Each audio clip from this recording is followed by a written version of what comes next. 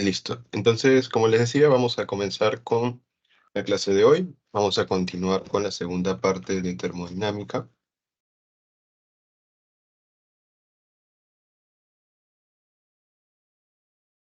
En este caso, vendría a ser termodinámica 2.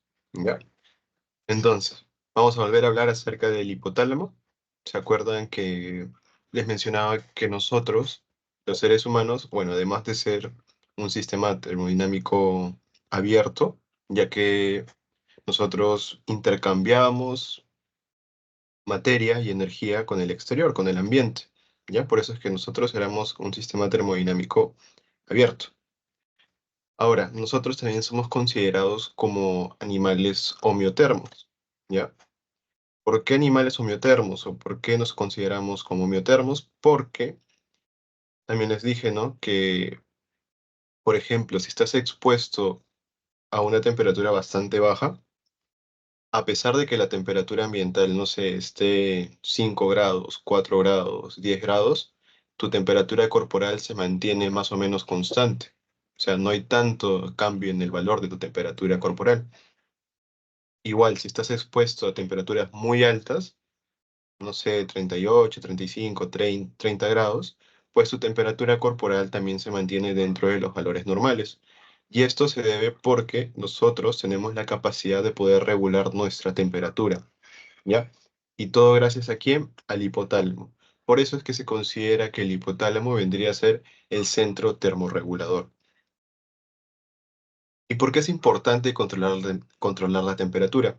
Es importante porque sabemos que muchas de nuestras funciones de nuestro organismo pues funcionan gracias a que están bajo cierta temperatura. Por eso es que si la temperatura está muy baja, pues estas funciones pueden dejar de hacer su función, ¿no?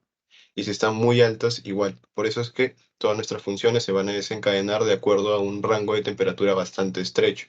Por eso es importante que los mecanismos, ya sea de generación de calor o de pérdida de calor, pues se contrarresten o estén en equilibrio, ¿ya? Entonces, vamos a recordar un poco estos mecanismos. Estamos hablando acerca de la termólisis, si hablamos de pérdida de calor, y termogénesis, cuando hablemos de generación de calor o producción de calor. Específicamente, ¿qué parte del hipotálamo se va a encargar de cada uno? Pues en esta tabla se muestra, ¿no? El hipotálamo anterior se va a encargar de todos aquellos procesos de termólisis. ¿Por qué? Porque en el hipotálamo anterior tenemos ciertas células que son sensibles al calor.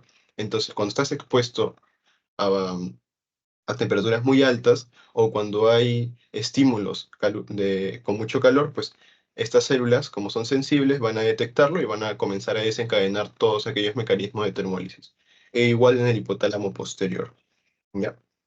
Solo que estas van a ser sensibles al frío, ya no al calor. Entonces vamos a hablar un poco acerca de los mecanismos de termólisis que van a ser dirigidos, orquestados por el hipotálamo anterior. Pues en primer lugar tenemos la vasodilatación, en segundo lugar tenemos la sudoración y en tercer lugar la disminución de la producción de energía.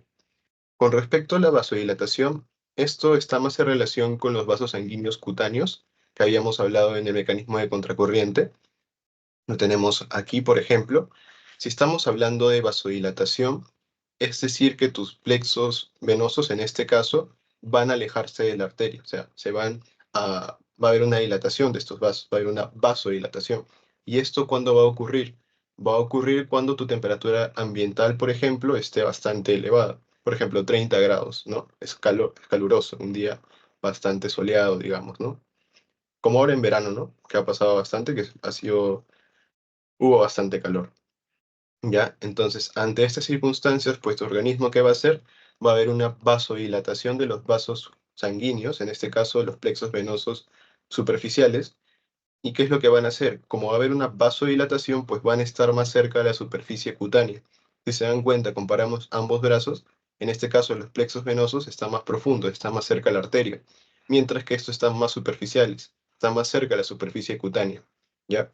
Y de esta manera el flujo del calor se va a ir desde los plexos hacia la superficie, de tal manera de que si viene una corriente de aire, o sea, imaginemos que acá esté perdiendo calor, y viene una corriente de aire, ya viene una corriente de aire, pues esta corriente de aire va a retirar el calor de nuestro organismo por un mecanismo de convección.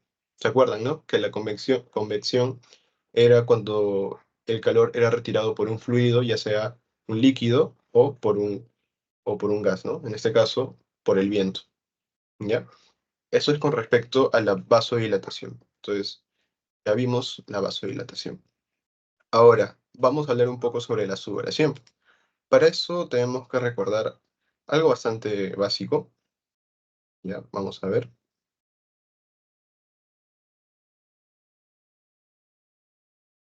Algo simple, no vamos a profundizar mucho, pero debemos conocer un poco sobre el sistema nervioso. Sabemos que el sistema nervioso va a dividirse en dos, ¿ya? Va a dividirse en dos. Por un lado tenemos al sistema nervioso central y por otro lado tenemos al sistema nervioso periférico. El sistema nervioso central básicamente va a estar representado por el encéfalo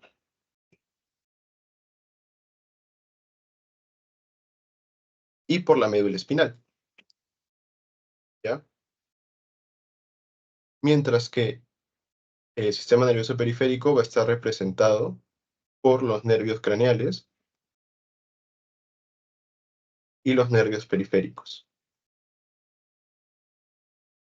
¿ya? Entonces, vamos a enfocarnos un poco sobre el sistema nervioso central.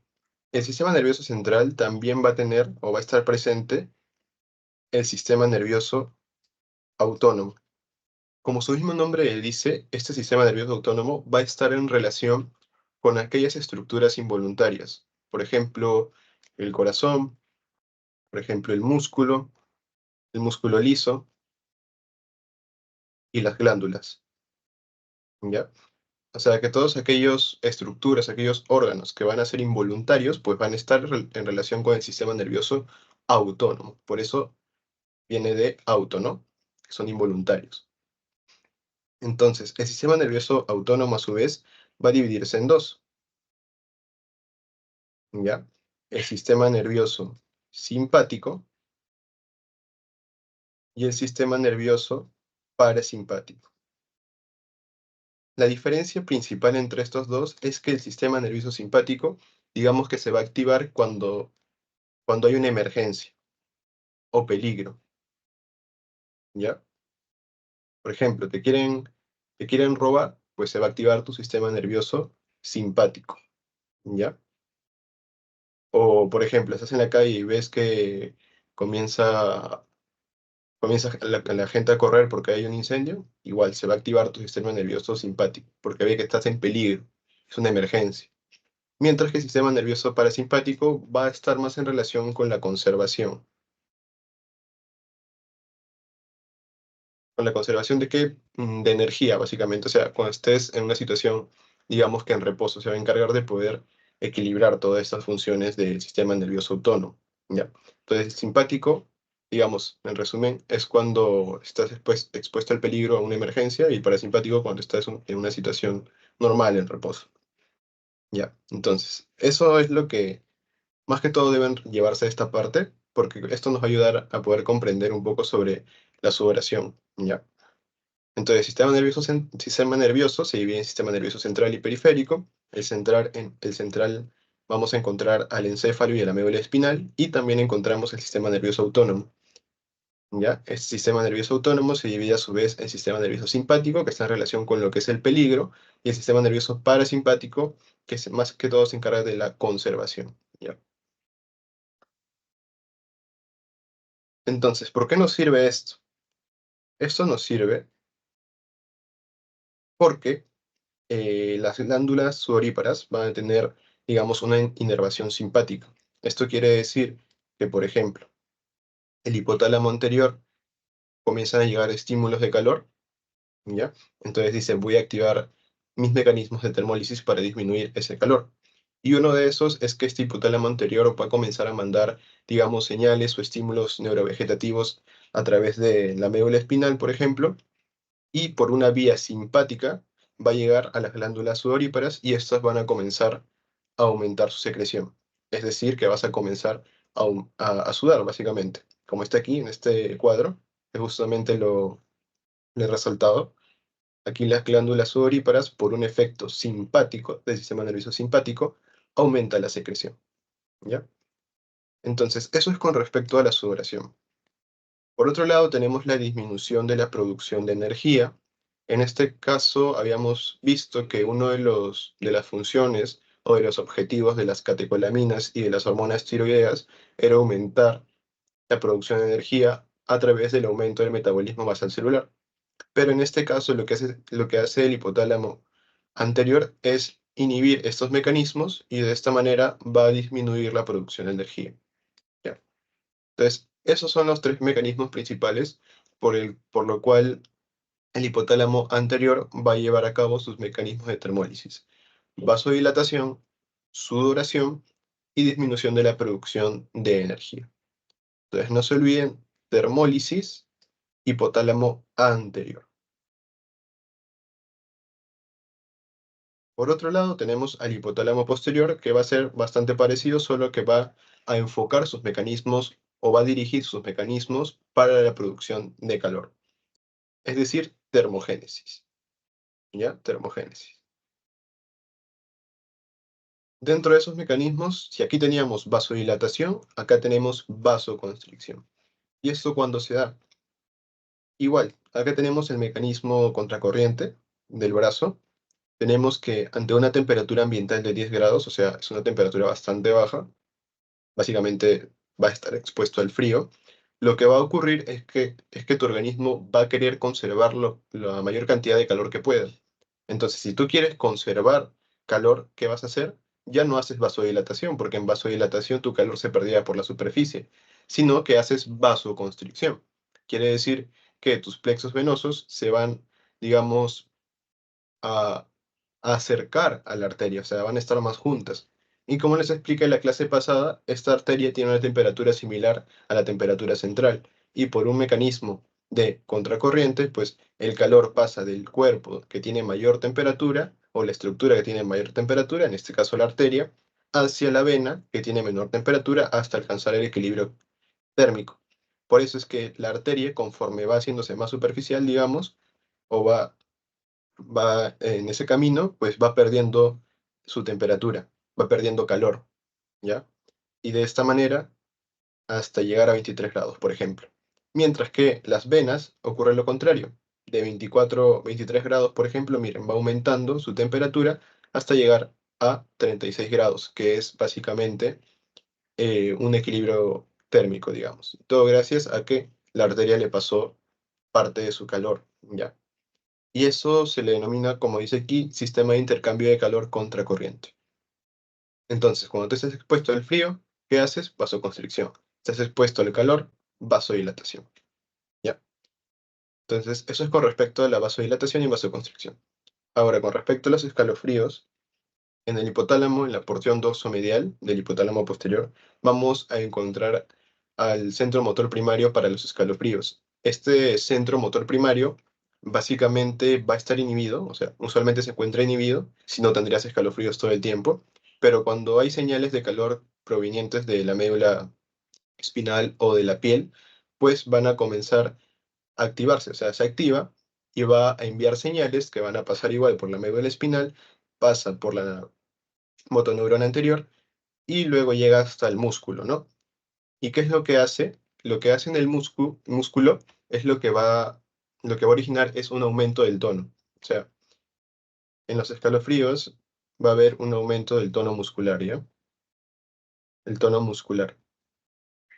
Pero estos, digamos, estas señales, esos estímulos no son unos estímulos rítmicos, no tiene tanto ritmo, de tal manera de que va a haber un aumento del tono, puede haber una disminución del tono, porque no está constantemente estimulado, lo que hace parecer que se estuviera como que contrayendo o sacudiéndose, pero en realidad en los escalofríos no hay como una contracción o sacudida real, sino está más en relación con un aumento del tono muscular, ¿ya?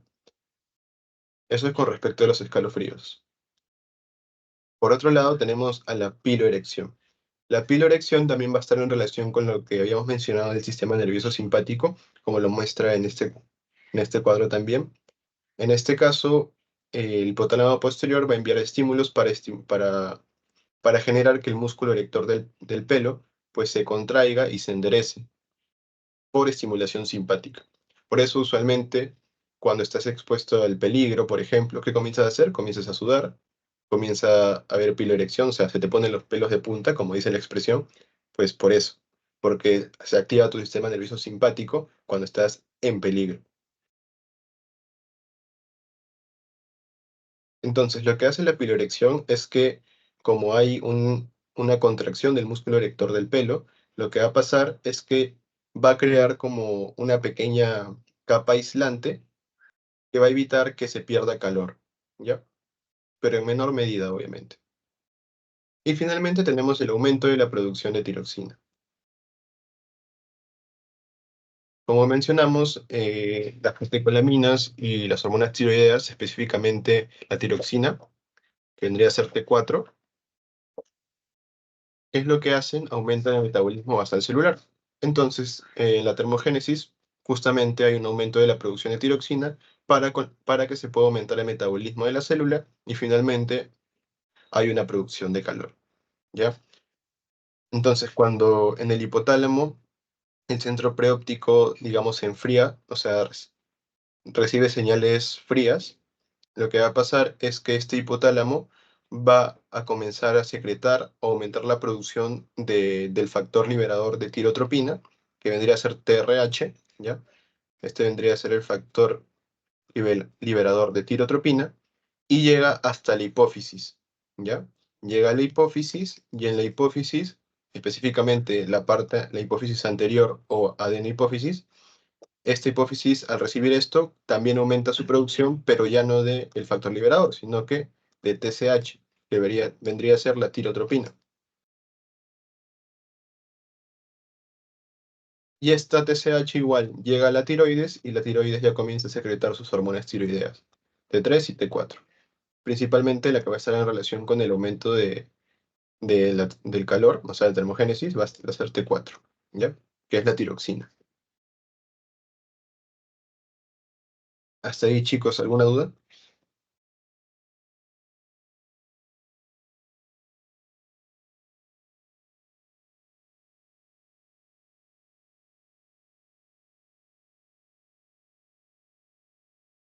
Bueno, también no se olviden que las catecolaminas vendría a ser lo que es la termogénesis química.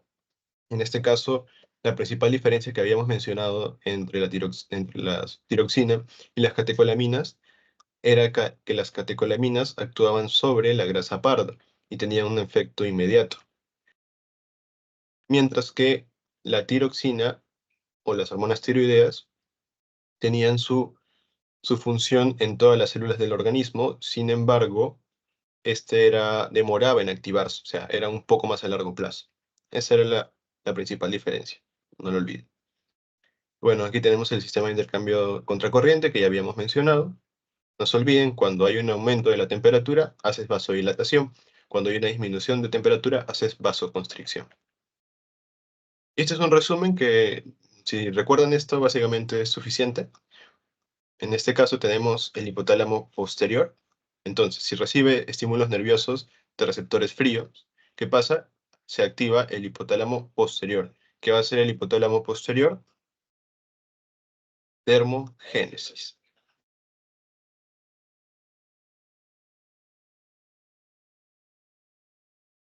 ¿Ya? Termogénesis. ¿Y dónde va a actuar? En el músculo. ¿Qué hace en el músculo? Comienza los escalofríos, la piloerección y el tiritar. Es decir, aumenta la actividad muscular o aumenta el tono muscular. Luego, ¿qué hacen los vasos sanguíneos? Hace vasoconstricción para evitar que se pierda el calor. Es decir, que los plexos venosos, se hacen más profundos y se acercan a la arteria. Y de esta forma se evita la pérdida de calor por el mecanismo de intercambio contracorriente.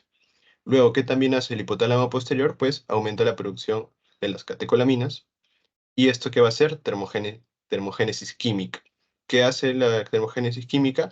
Incrementa la oxidación y el metabolismo basal celular en la grasa parda, no se olviden, ¿ya? En el adulto, la grasa parda era muy escasa, de tal manera de que la producción de calor era un 10 a 15%, pero en quienes era más importante, en los recién nacidos y lactantes, ¿verdad? Que tenían mayor cantidad de grasa parda y podía llegar hasta el 100%. Y finalmente, ¿qué hace en la glándula tiroides? pues aumenta T3 y T4, aumentando finalmente también el metabolismo basal. Por eso les decía que las catecolaminas y las hormonas tiroideas tenían una función similar. Ambas estaban dirigidas a aumentar el metabolismo basal celular, pero las hormonas tiroideas, perdón, lo hacían más a largo plazo, demoraban en activarse y lo hacían en todas las células del organismo, mientras que las catecolaminas tenían un efecto inmediato y lo hacían sobre la grasa parda, ¿ya?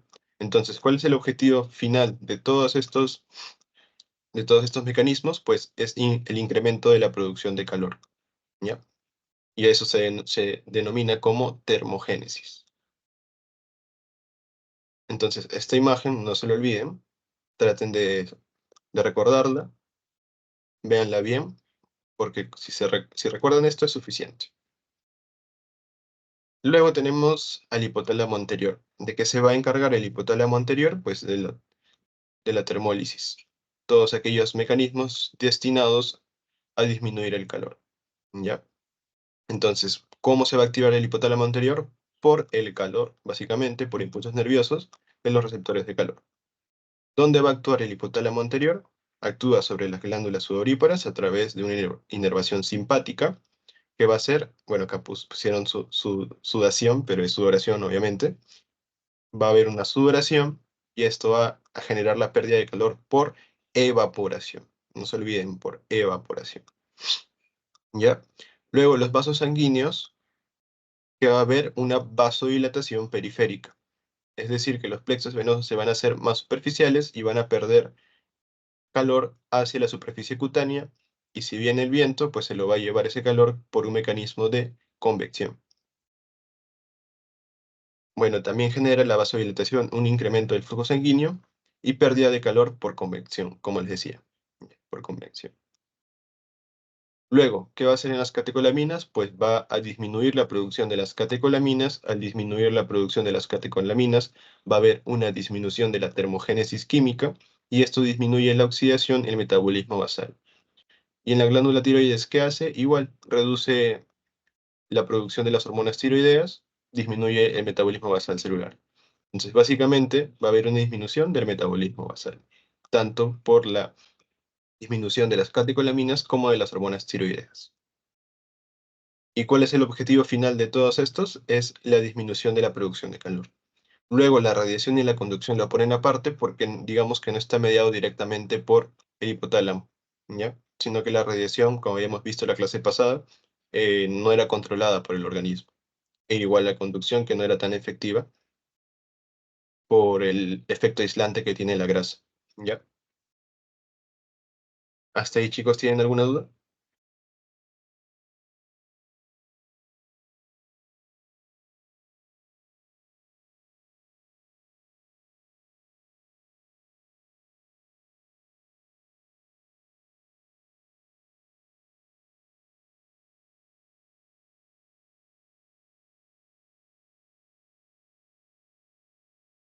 Bueno, continuamos si no hay dudas. Antes de hablar acerca de la fiebre, debemos recordar que nuestra temperatura en sí se puede dividir en dos, ¿ya? Una temperatura central y una temperatura superficial.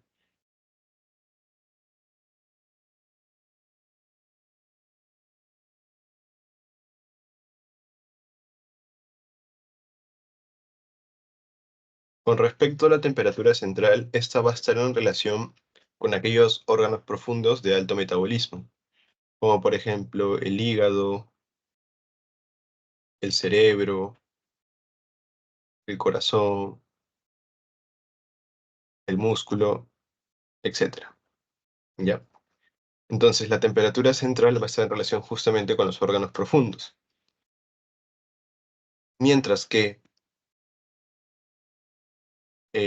la temperatura superficial va a estar más en relación con la piel y el tejido celular subcutáneo, ¿ya? Tejido celular subcutáneo. Entonces, básicamente, cuando estamos hablando de que nosotros somos o tenemos, digamos, un mecanismo regulador de la temperatura homeotermo, estamos más hablando acerca de la temperatura central, porque si analizamos ¿qué es lo que tienes que hacer o qué es lo que tienes que preservar cuando estás expuesto al frío o al calor? Es preservar tus órganos vitales, ¿no? Como por ejemplo el corazón, el cerebro, el hígado, etcétera, ¿no? Y no tanto la superficial como es la piel y el tejido celular subcutáneo. Por eso es que la temperatura central varía, o sea, no es constante, pero digamos, no puede variar más de 0,6 grados al día. O sea, tiene una variación la temperatura central de menos de 0,6 grados. Es decir, que tú te puedes despertar, no sé, con 37 grados y puede variar 37,3 en la tarde, 37,4, 5, pero no va a ir más de 0,6 o no va a disminuir más de 0,6 grados. ¿Ya? Entonces, es variable, pero dentro de ese rango de 0,6 grados. Mientras que la temperatura superficial, esta sí tiene un amplio grado de variación porque va a estar en relación con la temperatura ambiental. Es decir, que si la temperatura ambiental es, no sé, 23 grados, pues tu piel y tu tejido celular subcutáneo va a tener esta temperatura. ¿Ya? Entonces, esa básicamente es la diferencia entre la temperatura central y la temperatura superficial. En resumen, podemos decir que la temperatura central tiene un comportamiento homeotermo, mientras que la temperatura superficial tiene un comportamiento poiquilotermo, por si les pregunto. Puede ser. Temperatura central, comportamiento homeotermo; temperatura superficial, comportamiento poiquilotermo. Bueno, esta diapositiva también la vimos en la clase pasada. En fiebre, en clínica se va a considerar como la elevación de la temperatura oral matinal, 6 AM, por encima de 37,2, o una temperatura vespertina, 4 o 6 PM, mayor a 37,7. ¿Ya? Eso es con respecto a una definición más clínica. Pero ya en la práctica diaria, básicamente dicen, si es mayor a 38, fiebre; si es menor a 38, no es fiebre. ¿Ya? Luego, lo que nos permite evaluar la temperatura es el termómetro, que podemos realizarlo de diferentes formas, ¿no? Tenemos, por ejemplo, la temperatura oral, tenemos la temperatura rectal y la axilar, que son las más comunes, las principales. En el caso de la temperatura rectal, eso no se olvide, es mayor que la oral en 0,6,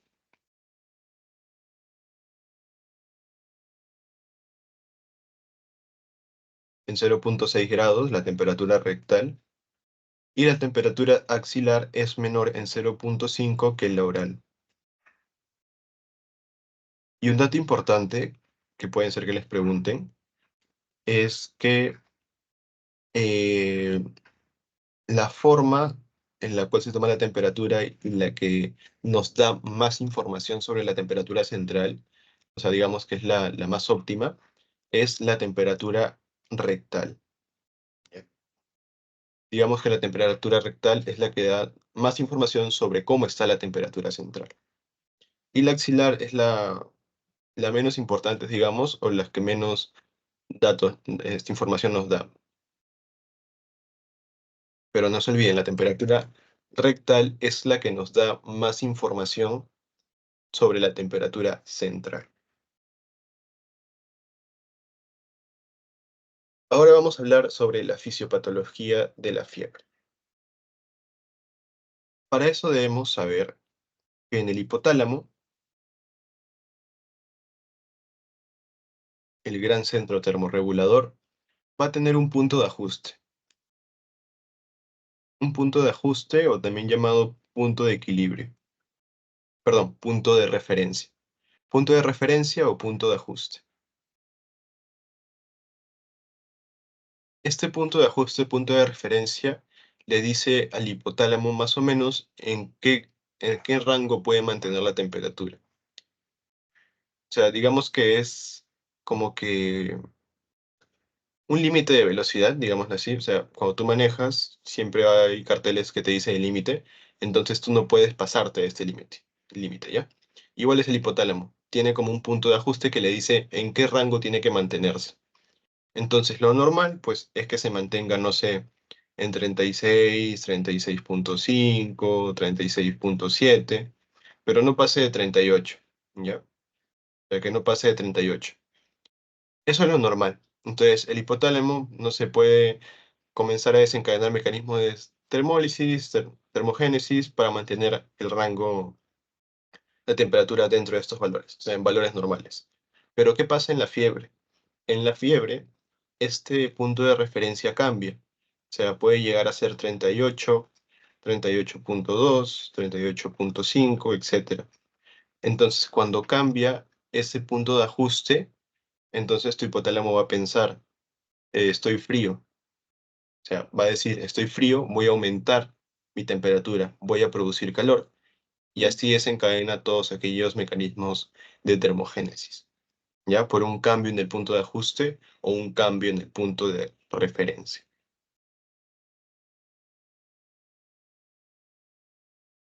Entonces, vamos a ver cómo se da esto. Nosotros tenemos que saber que va a existir pirógenos externos o pirógenos exógenos, también como se les llama. Entonces, piro viene de fuego y llenos de generación. Por lo tanto, un pirógeno vendría a ser, digamos, una sustancia que puede llegar a producir calor, básicamente, ¿ya? Y externo porque es ajeno a nuestro organismo, es exógeno. Por ejemplo, ¿qué tenemos? Tenemos bacterias, tenemos virus, tenemos al polen, tenemos a las vacunas, un daño en el tejido, por ejemplo, también a la inflamación, rechazo de injerto y entre muchas otras, ¿ya? Pero las principales, ¿cuáles son? Microorganismos patógenos, bacterias, virus, parásitos. Entonces, estos pirógenos externos, por ejemplo, una bacteria o un virus, va a ingresar a nuestro organismo, ya sea, no sé, hacia la vía digestiva o hacia la vía respiratoria, que son los más comunes, y van a comenzar a invadir esa zona donde estén. Por ejemplo, si lo hacen por las vías aéreas, pueden llegar, no sé, al parénquima pulmonar y comenzar a invadir. Pero ¿qué pasa? Nosotros tenemos células inmunitarias. Estas células inmunitarias, digamos, como que son como policías que van a estar vigilando constantemente la presencia de algún intruso. Y principalmente tenemos a los monocitos y macrófagos, ¿ya? Pero también tenemos a otras, como las células endoteliales. Entonces, esas células inmunitarias, monocitos y macrófagos principalmente, van a detectar la presencia de algún agente extraño, un intruso, ¿y qué es lo que van a hacer? Van a activar su alarma. ¿Y cómo activan su alarma? Pues van a comenzar a producir unas sustancias denominadas como citoquinas, ¿ya? Como por ejemplo la citoquina interleuquina 1 beta, 6, factor de necrosis tumoral alfa, etc. Entonces, estas citoquinas van a ser considerados o se van a denominar como pirógenos endógenos, ¿ya? Pirógenos endógenos, porque tienen la capacidad de poder estimular la producción de calor. Entonces, estos pirógenos endógenos van a viajar a través de la circulación y van a llegar ¿a dónde? Van a llegar al órgano vasculoso de la lámina terminal, ¿ya? Órgano vasculoso de la lámina terminal, que vendría a ser un conglomerado de vasos sanguíneos que va a estar alrededor del hipotálamo. Entonces, estos pirógenos endógenos, digamos que no pueden activar directamente el hipotálamo porque por la presencia de la barrera hematoencefálica. Entonces, estos pirógenos, digamos que no pueden atravesar esa barrera.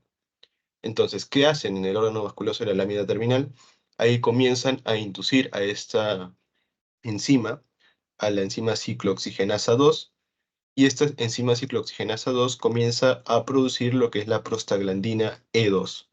Esta prostaglandina E2 sí tiene la capacidad de poder atravesar la barrera hematocefálica y de esta manera comienza a activar al hipotálamo para cambiar su punto de ajuste y que comience a desencadenar todos aquellos mecanismos de termogénesis. ¿Ya? Principalmente, ¿cuál? La fiebre. ¿Ya? Y así es como se produce la fiebre, básicamente. Llega un pirógeno externo, ingresa al organismo, lo detectan las células inmunitarias, comienzan a producir pirógenos endógenos, que son las interleuquinas. Estas llegan al órgano vasculoso de la lámina terminal, estimulan a la COX-2. La COX-2 comienza a producir, a aumentar la producción de prostaglandina E2. Esta llega al hipotálamo y activa los mecanismos de termogénesis, produciéndose así la fiebre. Y aquí tenemos un resumen. Tenemos las endotoxinas, es decir, los pirógenos externos, como las endotoxina, infección, inflamación, otros estímulos, van a llegar, van a ingresar al organismo, van a ser, digamos, detectados por los macrófagos, monocitos, células de Kupffer, y estas van a comenzar a, digamos, a activar su alarma a través de la producción de citoquinas, principalmente la interleuquina 1 beta. Estas llegan al órgano vascular de la lámina terminal, estimulan a la COX-2. Esta COX-2 comienza a producir prostaglandina E2. Esta prostaglandina E2 llega al hipotálamo, genera una reprogramación del termostato hipotalámico, es decir, genera un cambio en el punto de ajuste, y así se desencadena la fiebre. ¿Ya? Es un resumen bastante interesante. Y luego vienen los mecanismos, perdón, las fases de la fiebre. ¿Hasta ahí tienen alguna duda?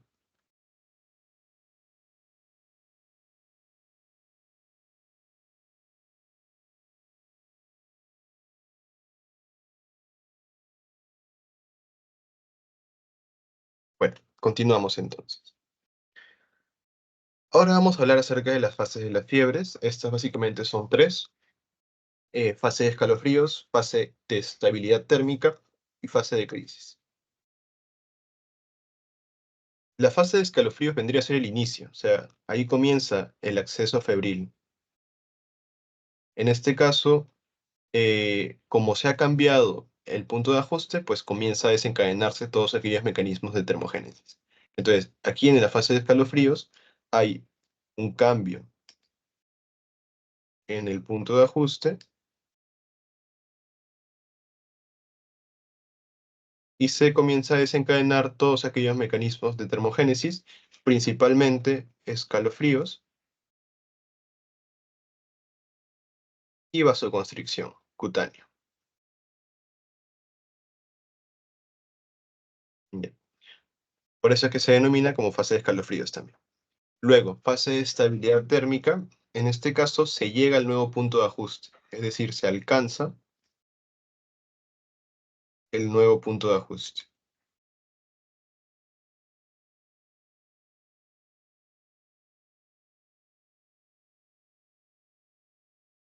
Entonces, como se alcanza el nuevo punto de ajuste, tu hipotálamo dice, ya llegué al nuevo punto de ajuste, entonces mi función ya acabó. Por eso es que se llama fase de estabilidad térmica. Aquí el hipotálamo dice que sus funciones o sus órdenes ya están cumplidas. Y finalmente, en la fase de crisis, es cuando el punto de ajuste vuelve a la normalidad. O sea, el punto de ajuste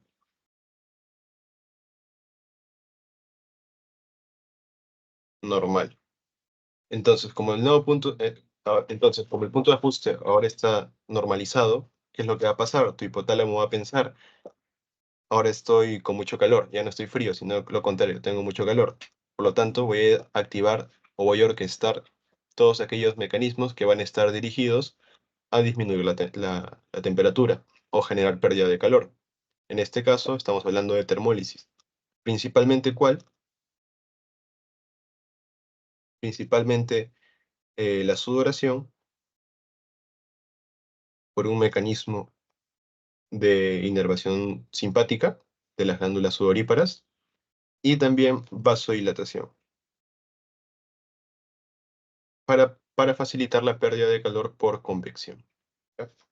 Entonces, estas son las fases de la fiebre básicamente. Inicialmente tenemos lo que es la fase de escalofríos. En este caso, hay un cambio en el punto de ajuste, por lo tanto, este cambio de punto de ajuste le hace pensar al hipotálamo que tiene frío y comienza a desencadenar aquellos mecanismos de termogénesis, básicamente escalofríos y vasoconstricción cutánea.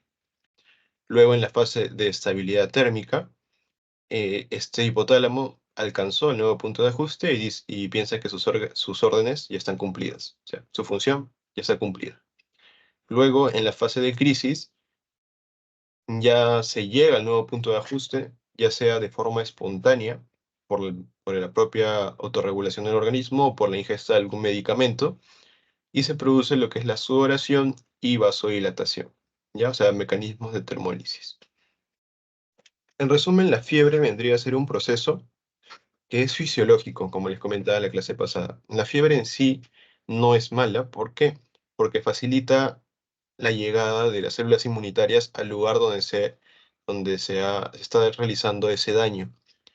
Es decir, que la fiebre es como que una alerta de que está ocurriendo algo en nuestro organismo, que ha sido invadido principalmente por algún agente externo, algún patógeno, como los virus, las bacterias, ¿no? Entonces, la fiebre en sí no es mala, es algo fisiológico. El problema ocurre cuando esta fiebre ya, uno, es recurrente, ya es recurrente, se mantiene bastante elevada, ahí ya comienza a afectar, digamos, un poco nuestro organismo y no tanto ayudarnos a combatir la infección, digamos, principalmente, o el daño que está generándose.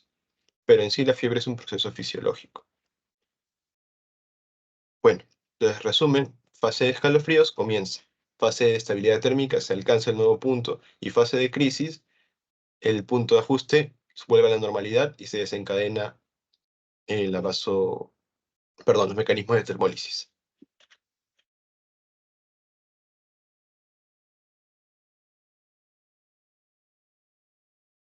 Entonces, ¿cuál es el tratamiento? El tratamiento para la fiebre básicamente puede ser por medios físicos o a través de la ingesta de medicamentos. Medios físicos principalmente a través de agua tibia o cuando ponen trapitos o pañitos de agua tibia también sobre la frente o sobre la superficie corporal en general, ¿no? Entonces, ese es un medio físico. Tenemos también la ingesta de medicamentos, principalmente aquellos que tienen una función antipirética. En este caso estamos hablando sobre los AINES, principalmente el ibuprofeno y el metamizol. El acetaminofén es el conocido paracetamol, ¿no? Paracetamol, y que en realidad no se considera un AINE, es bastante controversial. El paracetamol no es considerado como un AINE como tal, pero el ibuprofeno y metamizol sí, ya. Entonces, ¿cómo van a actuar, digamos, los AINES? Estos AINES van a actuar de la siguiente manera. Habíamos mencionado que los pirógenos endógenos llegaban al órgano vasculoso de la lámina terminal y ahí comenzaban a estimular a la COX-2, a la enzima ciclooxigenasa 2, y esta enzima ciclooxigenasa 2, ¿que hacía? Comenzaba a aumentar la producción de la prostaglandina E2. ¿Ya? Y esta prostaglandina E2 llegaba al hipotálamo y producía lo que llamamos como fiebre. Pero ¿qué pasa con los AINES? Los antiinflamatorios no esteroideos. Lo que hacen los AINES, como el ibuprofeno, el metamizol y también el paracetamol, que tiene actividad antipirética, lo que hace es que inhiben, digamos, a la COX-2, como que la bloquean. Entonces, por ejemplo, si yo tengo o yo tomo paracetamol o ibuprofeno, por ejemplo, yo tomo paracetamol, lo que va a hacer este paracetamol es que me va a inhibir a la COX-2, me la va a bloquear. Entonces, si ya no tengo COX-2 o está inhibida, ya no voy a producir prostaglandina E2 y por lo tanto ya no voy a producir la fiebre. Entonces, de esta manera, los antipiréticos o los fármacos que tienen acción antipirética pueden lograr la disminución de la fiebre a través de este mecanismo. Ya principalmente ibuprofeno, paracetamol, y cuando la fiebre ya es muy alta o no baja con los medicamentos normales, se utiliza lo que llamamos metamizol, ¿ya? Que usualmente es por administración intravenosa.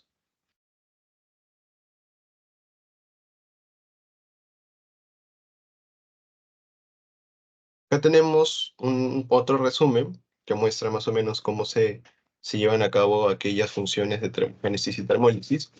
Entonces, aquí tenemos que cuando estamos expuestos al frío, lo que se va a activar es el hipotálamo posterior. ¿Y qué va a realizar? Va a realizar aquellos mecanismos de termogénesis, como por ejemplo los movimientos musculares, las tiritonas, es decir, los escalofríos, que es por un aumento del tono muscular. ¿Ya? Esto también va a generar o va a estimular a la tiroides, ¿ya? O sea, el hipotálamo posterior va a estimular también de la tiroides, generando un aumento de la producción de las hormonas tiroideas, principalmente T4, que vendría a ser tiroxina. Luego, esta misma tiroxina incrementa el metabolismo basal de la célula. Esto lleva a una producción de calor con el consiguiente aumento de temperatura, y este aumento de temperatura inhibe al hipotálamo. Por eso es que es un sistema, un mecanismo de retroalimentación negativa. Es decir, que el propio aumento de calor que yo he generado me va a inhibir al hipotálamo. Igual ocurre con el hipotálamo anterior. En este caso, estamos hablando cuando estás expuesto al calor, se va a activar el hipotálamo anterior. Este comienza a desencadenar aquellos mecanismos de principalmente sudoración, vasodilatación, y luego estos mecanismos va a comenzar a inhibir a la tiroides, es decir, que van a disminuir a la hormona tiroidea, T4, tiroxina principalmente. Esta va a disminuir el metabolismo basal celular. Como hay una disminución del metabolismo, hay una disminución de la temperatura porque no se produce calor, y esta disminución de temperatura inhibe al hipotálamo. Es decir, que también es una retroalimentación o feedback negativo. Es como que el mismo hipotálamo se autorregula, digamos, con los propios mecanismos que desencadena. ¿Hasta ahí, chicos, tienen alguna duda?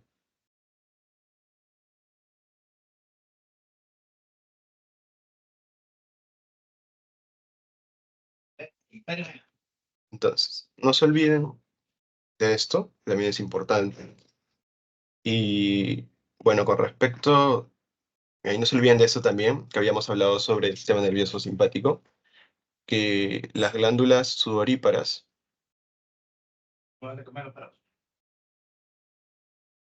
y el músculo erector del pelo, ¿qué van a hacer? Van a tener inervación simpática. Ya no se olviden, es decir, que van a ser SIMS, ¿ya? Para que lo puedan recordar, porque tienen inervación simpática. Eso también es importante que lo recuerde porque pueden ser que les pregunte, ¿ya? Entonces, glándulas sudoríparas y el músculo erector del pelo son SIMS porque tienen inervación simpática y se activan, ya sea en termogénesis o termólisis. En el caso de las glándulas sudoríparas comienzan a producir, secretar sudor, y en el caso del músculo erector del pelo se contrae, se endereza desde la base, produciéndose lo que es una piloerección. ¿Ya? No se olviden eso. ¿Hasta ahí alguna duda?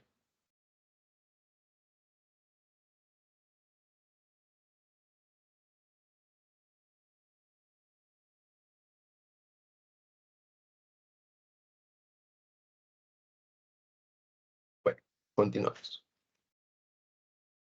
La hipertermia tendría que ser un aumento de la temperatura mayor a 41 grados y en los cuales ya va a haber un fracaso de los mecanismos de autorregulación del hipotálamo.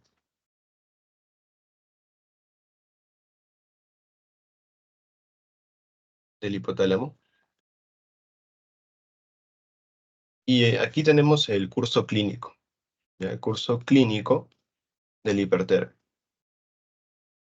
Digamos como que no es fase, sino como que ¿qué es lo que pasaría si dejamos que vaya avanzando esa hipertermia? O los grados, digamos, ya de severidad, por así decirlo, o de intensidad.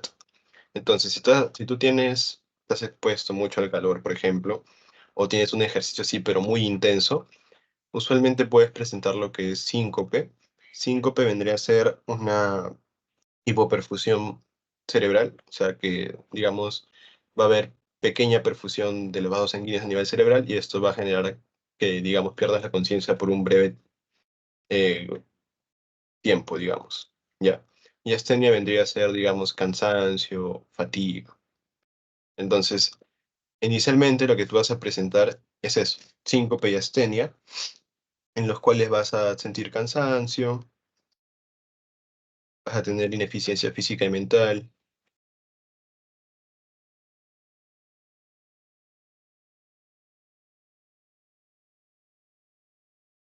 ¿Qué más puedes tener? También vas a tener dolor de cabeza, etcétera.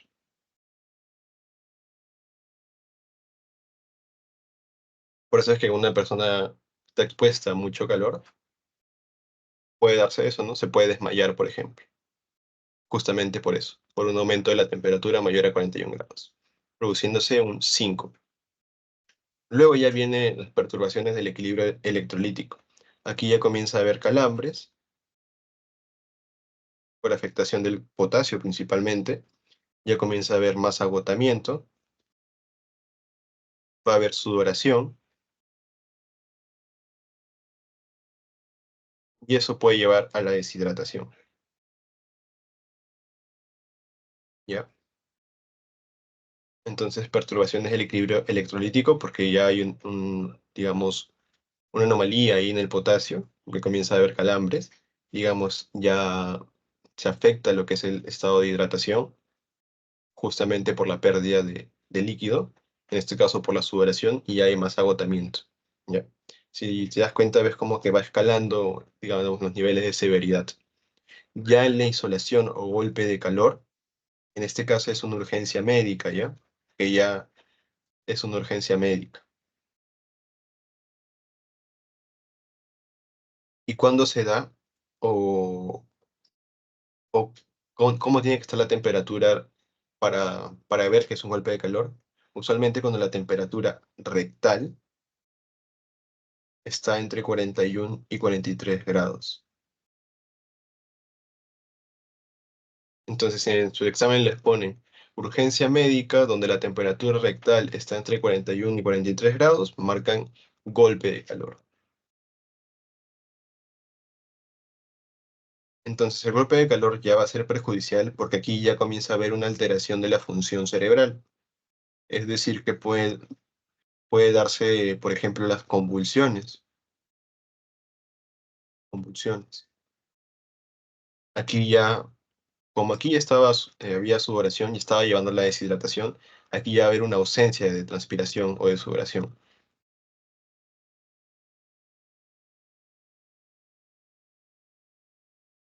transpiración.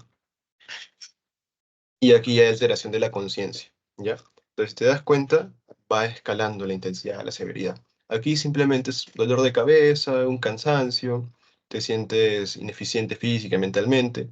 Puede haber un leve desmayo, pero usualmente eso no es por un breve tiempo nomás.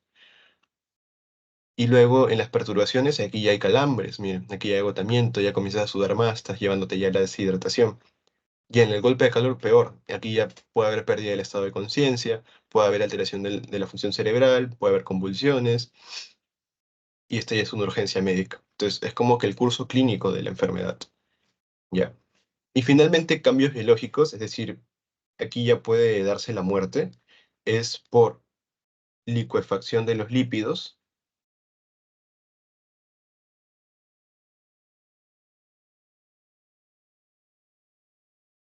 y por desnaturalización de las proteínas. Desnaturalización de proteínas. Como les comentaba, la temperatura era importante porque muchas de las reacciones químicas van a funcionar adecuadamente de acuerdo a la temperatura. O sea, tienen que estar, digamos, en una temperatura normal para funcionar adecuadamente. Por eso es que las reacciones enzimáticas van a funcionar bien cuando estén dentro del rango establecido de temperatura corporal normal.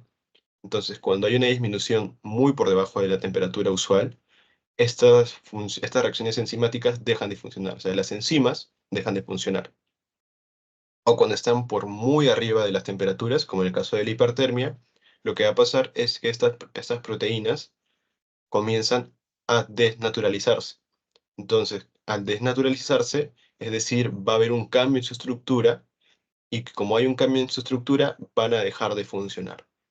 Entonces, si deja de funcionar todas las reacciones químicas, en nuestro organismo, las reacciones enzimáticas puede llevar a la muerte.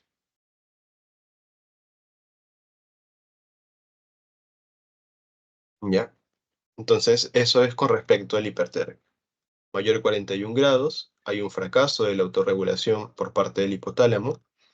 Inicialmente comienza con un síncope, una astenia, es decir, un cansancio, ineficiencia, cefalea, Ya luego comienza a haber ya perturbaciones del equilibrio electrolítico, ya comienza a haber calambres, probablemente por alteración del potasio, comienza a haber agotamiento, comienza a sudar bastante por mecanismos de termólisis, y esto lleva a la deshidratación, ¿ya? Luego comienza ya la insolación o golpe de calor. En este caso, esta ya es una urgencia médica. Aquí la temperatura rectal, acuérdate, es entre 41 y 43 grados. Ya aquí hay una alteración del estado de conciencia, hay una alteración de la función cerebral, puede haber convulsiones, aquí ya ausencia de transpiración, y esto ya es una urgencia, ¿ya? Y los cambios biológicos, que ya esto te puede producir la muerte, es por liquefacción de lípidos y desnaturalización de proteínas. Y bueno, con esto terminamos, que vendría a ser la hipotermia. Y vamos a ver que inicialmente lo que va a producir es que se van a activar los mecanismos de termogénesis, como el temblor y la vasoconstricción. Es lo primero que se va a activar cuando estás expuesto al frío. Pero ya cuando tu temperatura corporal está por debajo de los 20 grados, ya esto sí puede llevarte a la muerte por enfriamiento, ya sea por una insuficiencia circulatoria o por una anoxia, una hipoxia. ¿Y esto por qué? Porque la hemoglobina era la que, era la que fijaba oxígeno, ¿se acuerdan? Y era la que se encargaba de transportar básicamente el oxígeno, o sea, el glóbulo rojo, pero la hemoglobina específicamente era la que fijaba y entregaba a los tejidos. Entonces, cuando disminuye la temperatura, lo que va a pasar es que esta unión, digamos, se va a volver bastante fuerte, ¿ya? Se vuelve bastante fuerte. Yo les había mencionado que esta unión usualmente era débil porque tenía que entregar el oxígeno a los tejidos, pero cuando hay una disminución, perdón, de la temperatura bastante marcada, lo que va a pasar es que esta unión entre la hemoglobina y el oxígeno va a ser bastante fuerte, de tal manera de que va a ser difícil que el oxígeno llegue a los tejidos, produciendo un estado de hipoxia. Y si hay hipoxia, el oxígeno también es como muy importante para las reacciones metabólicas. E igual la hipotermia te puede llevar a la muerte justamente por insuficiencia circulatoria y por la hipoxia, o anoxia en este caso. Entonces, tanto los extremos como hipertermia e hipotermia son importantes estudiar porque va a haber una repercusión en el organismo y en el funcionamiento de nuestro cuerpo, e incluso si no es tratado, puede llegar a la muerte. ¿Ya? Hasta ahí, chicos, ¿tienen alguna duda?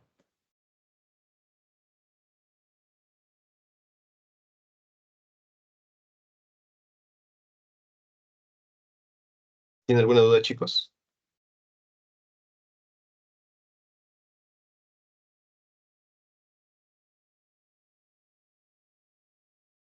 Bueno, entonces, esto es lo más importante, en verdad. Estas dos diapositivas son las más importantes, en realidad, porque básicamente te resumen todo lo que es termólisis y todo lo que es termogénesis.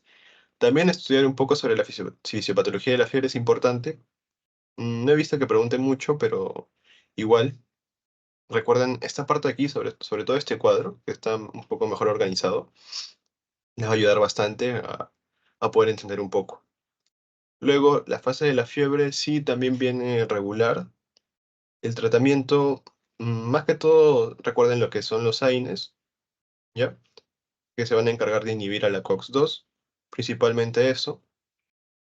Luego, mm, aquí recuerden que la forma en la cual se autorregula el hipotálamo es a través de un feedback negativo o retroalimentación negativa, ¿ya? O sea, que el mismo hipotálamo al producir, o, digamos, al desencadenar sus mecanismos de calor, va a llegar a un punto donde esos mismos mecanismos que se ha producido van a inhibir a mi hipotálamo.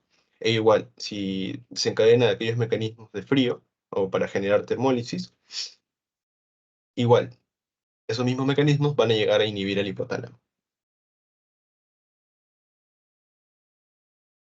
Luego, recuerden la hipertermia, sobre todo el golpe de calor, que es bastante importante. Creo que en este verano hubieron 2 o 3 muertes por golpe de calor. Ojo con eso, por eso es importante estudiarlo, ¿ya? E hipotermia también es importante. Acuérdense que o sea, acuérdense el curso de la enfermedad. El síncope inicialmente, luego las perturbaciones electrolíticas, Luego ya el golpe de calor como tal, donde lo principal, lo que lo caracteriza es porque ya hay una alteración de la función cerebral y también hay una alteración del estado de conciencia. Y los cambios biológicos, lo que te puede llevar a la muerte, ya sea por licuefacción de lípidos o desnaturalización de las proteínas. Y creo que eso es lo principal en esta parte. Y bueno, eso sería todo. Ay, bueno, no se olviden pues que las glándulas sudoríparas y el músculo erector del pelo pues van a hacer SIMS, no se acuérdense, es decir, que van a estar inervados o van a actuar gracias a la activación del efecto simpático, ¿ya? O sea, el sistema nervioso simpático. Para que puedan recordar también acuérdense que cuando están en situación de peligro, ¿qué es lo que hacen? Comienzan a sudar y pues eh, se ponen, digamos, los pelos de punta. O sea, hay una piloerección. Y bueno, si no hay ninguna duda, eso sería todo por hoy. Esperen un momento para poder mandarle